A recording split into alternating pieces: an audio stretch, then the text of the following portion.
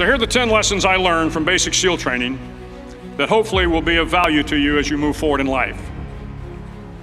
Every morning in SEAL training, my instructors, who at the time were all Vietnam veterans, would show up in my barracks room, and the first thing they'd do was inspect my bed. If you did it right, the corners would be square, the covers would be pulled tight, the pillow centered just under the headboard, and the extra blanket folded neatly at the foot of the rack.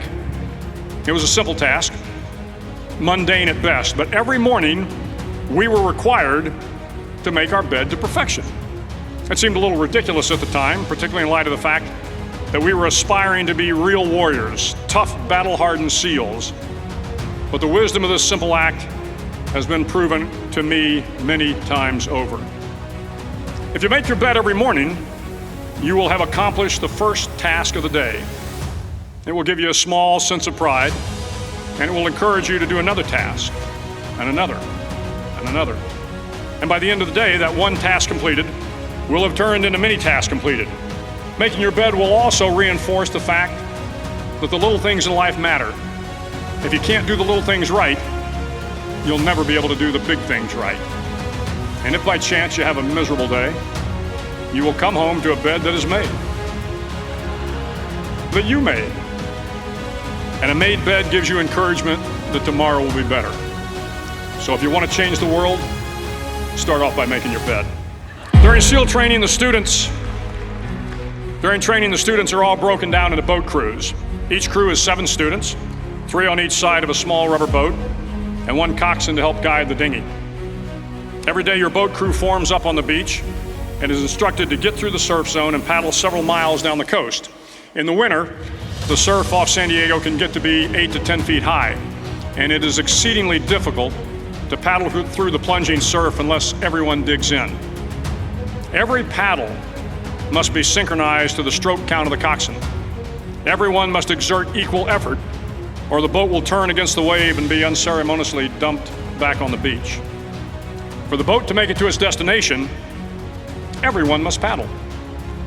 You can't change the world alone. You will need some help. And to truly get from your starting point to your destination takes friends, colleagues, the goodwill of strangers, and a strong coxswain to guide you. If you want to change the world, find someone to help you paddle. Over a few weeks of difficult training, my SEAL class, which started with 150 men, was down to just 42. There were now 6 boat crews of 7 men each. I was in the boat with the tall guys, but the best boat crew we had was made up of the little guys, the Munchkin crew, we called them. No one was over 5'5". The Munchkin boat crew had 1 American Indian, 1 African American, 1 Polish American, 1 Greek American, 1 Italian American, and 2 tough kids from the Midwest. They out-paddled, outran, and out-swam all the other boat crews. The big men in the other boat crews would always make good-natured fun of the tiny little flippers the Munchkins put on their tiny little feet prior to every swim. But somehow these little guys from every corner of the nation and the world always had the last laugh, swimming faster than everyone and reaching the shore long before the rest of us.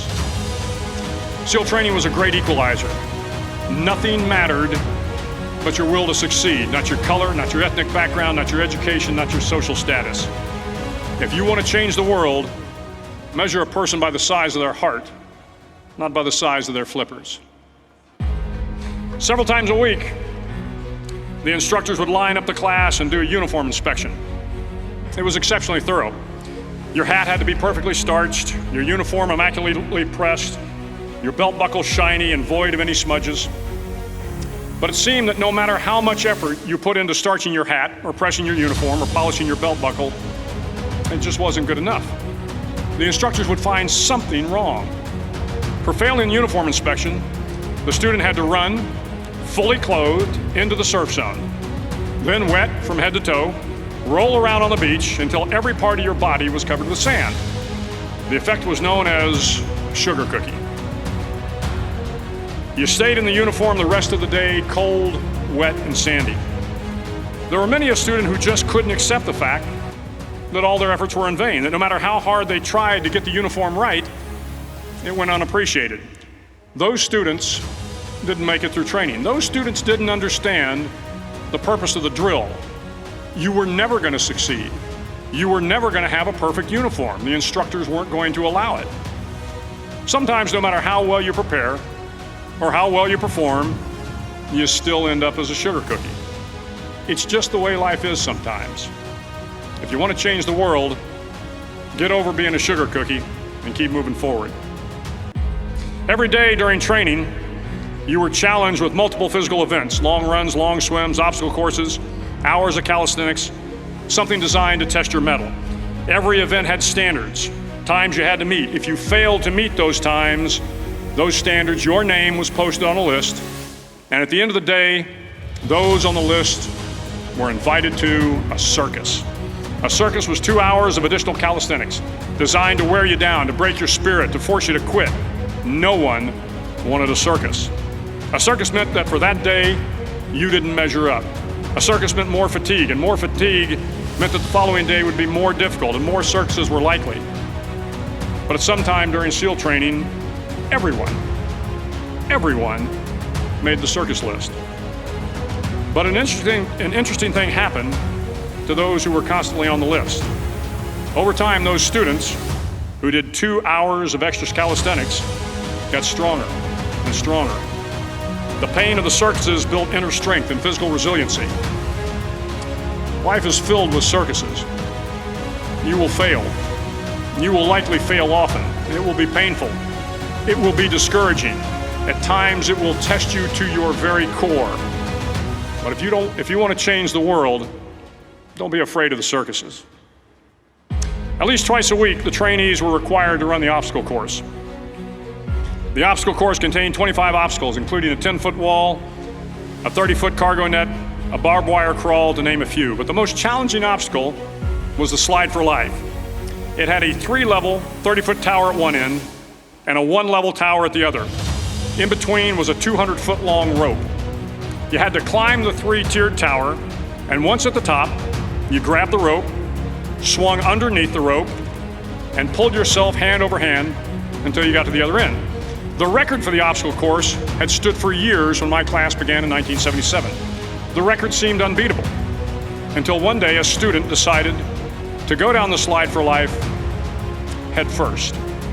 Instead of swinging his body underneath the rope and inching his way down, he bravely mounted the top of the rope and thrust himself forward. It was a dangerous move, seemingly foolish and fraught with risk. Failure could mean injury and being dropped from the course. Without hesitation, the student slid down the rope perilously fast. Instead of several minutes, it only took him half that time. And by the end of the course, he had broken the record. If you want to change the world, sometimes you have to slide down the obstacles head first. During the land warfare phase of training, the students are flown out to San Clemente Island, which lies off the coast of San Diego. The waters off San Clemente are a breeding ground for the great white sharks. To pass SEAL training, there are a series of long swims that must be completed. One is the night swim. Before the swim, the instructors joyfully brief the students on all the species of sharks that inhabit the waters off San Clemente. They assure you, however, that no student has ever been eaten by a shark, at least not that they can remember. But you are also taught that if a shark begins to circle your position, stand your ground. Do not swim away. Do not act afraid. And if the shark, hungry for a midnight snack, darts towards you, then summons up all your strength and punch him in the snout, and he will turn and swim away. There are a lot of sharks in the world. If you hope to complete the swim, you will have to deal with them. So if you want to change the world, don't back down from the sharks. As Navy SEALs, one of our jobs is to conduct underwater attacks against enemy shipping. We practice this technique extensively during training. The ship attack mission is where a pair of SEAL divers is dropped off outside an enemy harbor and then swims well over 2 miles underwater, using nothing but a depth gauge and a compass to get to the target. During the entire swim, even well below the surface, there is some light that comes through. It is comforting to know that there is open water above you. But as you approach the ship, which is tied to a pier, the light begins to fade. The steel structure of the ship blocks the moonlight. It blocks the surrounding street lamps. It blocks all ambient light.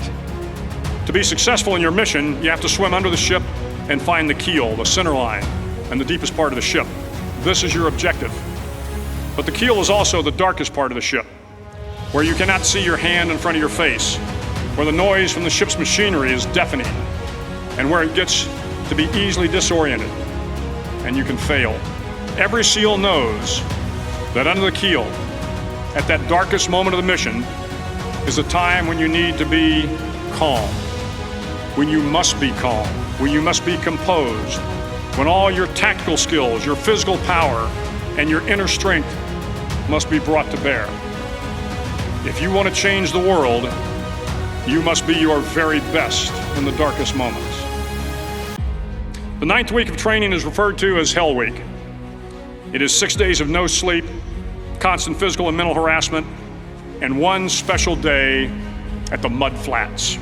The Mud Flats are an area between San Diego and Tijuana where the water runs off and creates the Tijuana Sloughs, a swampy patch of terrain where the mud will engulf you. It is on Wednesday of Hell Week that you paddle down to the Mud Flats and spend the next 15 hours trying to survive the freezing cold, the howling wind, and the incessant pressure to quit from the instructors. As the sun began to set that Wednesday evening, my training class, having committed some egregious infraction of the rules, was ordered into the mud. The mud consumed each man till there was nothing visible but our heads. The instructors told us we could leave the mud if only 5 men would quit. Only 5 men, just 5 men, and we could get out of the oppressive cold. Looking around the mud flat, it was apparent that some students were about to give up. It was still over 8 hours till the sun came up. 8 more hours of bone-chilling cold. The chattering teeth and the shivering moans of the trainees were so loud, it was hard to hear anything. And then one voice began to echo through the night. One voice raised in song. The song was terribly out of tune, but sung with great enthusiasm. One voice became 2, and 2 became 3, and before long, everyone in the class was singing. The instructors threatened us with more time in the mud if we kept up the singing, but the singing persisted, and somehow the mud seemed a little warmer, and the wind a little tamer, and the dawn not so far away. If I have learned anything in my time traveling the world, it is the power of hope, the power of one person, a Washington, a Lincoln, King, Mandela, and even a young girl from Pakistan, Malala. One person can change the world by giving people hope. So if you want to change the world, start singing when you're up to your neck in mud. Finally, in SEAL training, there's a bell. A brass bell that hangs in the center of the compound for all the students to see. All you have to do to quit is ring the bell. Ring the bell, and you no longer have to wake up at 5 o'clock. Ring the bell, and you no longer have to be in the freezing cold swims. Ring the bell, and you no longer have to do the runs, the obstacle course, the PT, and you no longer have to endure the hardships of training. All you have to do is ring the bell to get out. If you want to change the world, don't ever, ever ring the bell. Start each day with a task completed. Find someone to help you through life. Respect everyone. Know that life is not fair and that you will fail often. But if you take some risks, step up when the times are the toughest, face down the bullies, lift up the downtrodden, and never ever give up. If you do these things, the next generation and the generations that follow will live in a world far better than the one we have today. And what started here will indeed have changed the world for the better.